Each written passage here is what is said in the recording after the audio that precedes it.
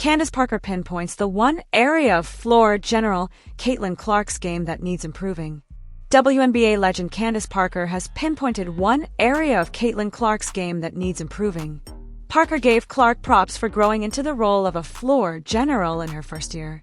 She acknowledged that Clark makes her teammates better and has been impressed by the connection between Clark and Aliyah Boston. However, Clark still needs to work on a few things to take another leap. Parker pinpointed two areas of improvement for Clark while speaking to Jemele Hill on Saturday. "The thing about Caitlin, yeah, she can shoot from the logo," Parker said. "But she makes her team better. And so I think just in terms for her it's going to be moving. What are you doing without the ball in your hands? And I think taking care of the wall." Number of things that Angel can improve on, will improve on in the situation she's in. And I think Caitlin Clark has done that even in her first year in terms of, being able to be that floor general. Her and Aliyah Boston's connection has really improved. And I think the thing about Caitlin, yes, she can shoot from the logo, but she makes her team better. And so I think just in terms for her, it's going to be moving. What are you doing without the ball in your hands? And I think it's going to be taking care of the ball for her, those two things. Yeah, because she, I always thought her, as much as she was known for the logo threes and all that, it's her passing with how she can 100% control the game. Just freakish floor vision. I know she had that 10 turnover game. Yeah. But that's something. That's like a learning. I think all of us young turn the ball over. She'll get better. And especially when you're the focal point of the entire defense, you're going to have more turnovers. You're going to have more live ball situations, and the competitive element of you do tend to take chances early on. Host Jemele Hill also said that she was impressed by Caitlin Clark's vision. Before pointing toward her 10-turnover game, Parker defended Clark, saying that turnovers are a part of the game and represent a learning curve for young stars. Clark got off to a hot start this season, averaging 19.0 points, 6.0 rebounds, and 9.3 assists through 4 games. Unfortunately, she picked up a left quadricep strain and has been out of action for close to 2 weeks now. Is Caitlin Clark having the most impressive rookie season in WNBA history? Here's how she stacks up against Candace Parker's MVP rookie season. This is what Candace Parker says on Caitlin Clark 10 days ago. I wanted to ask you a quick, easy question. I wanted to ask about Caitlin Clark. She just tied with you on your career triple doubles. I mean, how do you feel having her match you so early in her career? It's awesome. It's great. I think she has so many more years to come of greatness. So it's been good watching her play. I wanted to ask about people being a little physical with Caitlin at that, her last game. Do you feel like she's being treated unfairly, in her games and stuff like that? I think it's definitely star players aren't ever treated fairly. Is that kind of what you went through? I mean, because you're considered a legend. I mean, is that just kind of normal about being the rookie? Is that part of it? I think everybody has a different path. So I appreciate you, man. Thank you Take so care. much. Caitlin Clark could return to action for Tuesday's game versus the Atlanta Dream. Caitlin Clark last played on May 23rd when the Indiana Fever took on the New York Liberty. In the 2 weeks that have passed, the Fever have seen its viewership numbers and ticket prices plummet. However, this tough period could be coming to an end soon, as Caitlin Clark is nearing her return.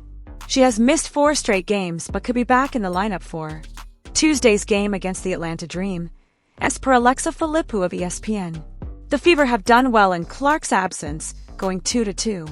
Kelsey Mitchell stepped up her game, scoring 17 points in the win over the Chicago Sky and 24 points in Tuesday's win over the Washington Mystics.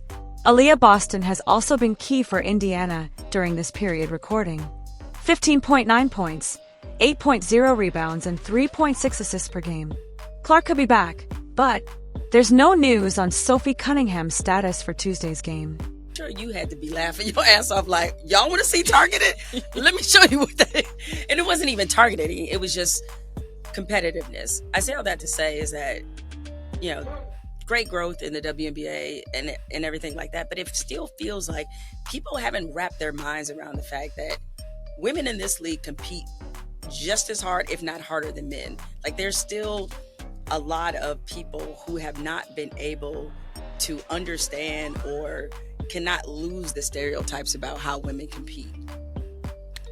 When you are a generational talent And I say that in, Diana, Maya, myself, Brianna Stewart, Caitlin Clark, Asia Wilson, you're gonna experience the physicality. Like, the scouting report is to stop you, and a lot of it is to be physical. Do you take a couple extra licks from people? Yeah. Like, was I the rookie coming in and got shot, different shots taken at me, or hard fouls, or, oh yeah, for sure. That's a part of the game. I think the problem is now it's a balancing act of society and the expectations of women versus what is necessary in sports. And for so long they were conflicting, in that women in society were supposed to be strong but not too strong, where like your muscles, like I remember not wanting to go up and weight in college, power clinging, because I'm like, oh, my shoulders in the dress are looking kind of muscular. And now I'm like, you know what, I'm gonna bench. Like, who cares? You're gonna see my muscles. So I think it's a different generation of players that are willing to take on society's problems with women head on. And as a result, I think now we're seeing social media explode and more followers wanting to follow women because we are so dynamic in what we can do on and off the floor. But yeah, I think that we still are we're gonna have problems because of those expectations. It's like, be competitive. I mean, Love and Basketball, I talk about it in the book. Like, Love and Basketball, Monica Wright's a hothead, Quincy's over here like, acting this way, and it's fine. I've seen the double standards in live and in color, as well as portrayed in movies. I mean, look at the sports movies for women. It's ridiculous. It's always got to be, we got to have a love interest. We got to, like, what is it? The twins, the twins movie. Oh my gosh, what's the name of it? Double Time or whatever. I know what you're talking about. I'm talking about where she pump fakes and travels the last go ahead shot. Like, it's embarrassing. Yeah. So it's just like, we don't have Remember the Titans and all that stuff to portray what being a female athlete is. And so we have to fight the stereotypes of society, but also we have to stay true of, like, we're just hoopers. We just want to play sports and go out there and not be critiqued and judged for everything else. Yeah, because the conversations around Angel Reese and Caitlin Clark, it's supposed to be a fun rivalry, but it has gotten very toxic in a lot of ways.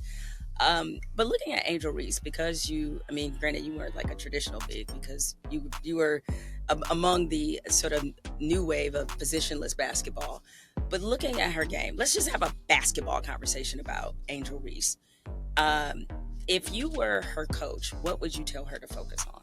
Well, for me, first and foremost, I think that she has the correct coach for her. Tyler Marsh is one of the best coaches I have ever played for. I would say you played. He was an assistant coach in Vegas. Mm-hmm. He's the most knowledgeable person.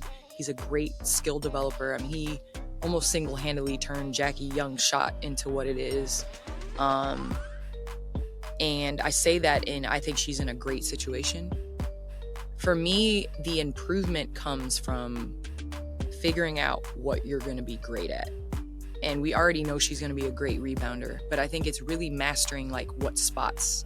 A lot of people come in and try to get better at everything. I'm going to shoot threes and I'm going to come down and do this, this, and this. But you forget that it really is like the little tiny things. Like, when you're guarding Chelsea Gray, she's going to get to her spot on that right elbow.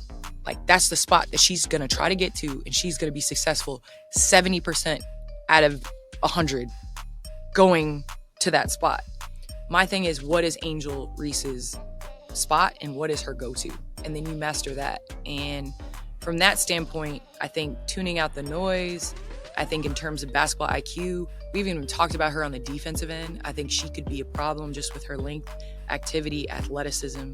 So I just think that it's like comparing apples and oranges. Caitlin Clark and Angel Reese, it's like, what are we doing? Yeah, at least they don't play the same position. They like doing the like Magic and the Bird comparison. Well, they played similar positions. Like, Bird wasn't a point guard, but he played the guard position. Like, they at least kind of match up. This, like, what are we doing? So I'm not falling into that. I'm not into the comparison. I think that there are a number of things that Angel can improve on, will improve on in the situation she's in. And I think Caitlin Clark has done that even in her first year in terms of, being able to be that floor general. Her and Aliyah Boston's connection has really improved. And I think the thing about Caitlin, yes, she can shoot from the logo, but she makes her team better. And so I think just in terms for her, it's going to be moving. What are you doing without the ball in your hands?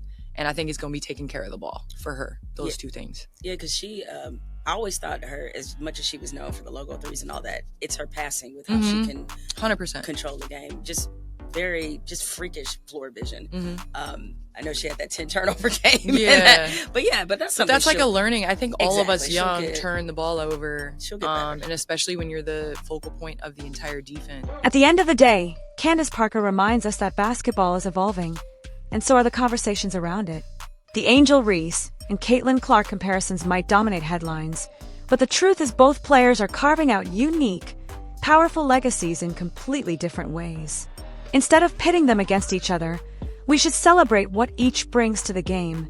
Angel's relentless grit and rebounding, Caitlin's transcendent vision and playmaking. The real win, watching this new generation of women, strong, skilled, unbothered by outdated stereotypes, change the culture, challenge double standards, and demand space, both on the court and in the world. Because as Candace says, they're not just athletes, they're hoopers, and that should be more than enough. Get down in the comment box what you thinking this, and don't forget like and subscribe for daily updates.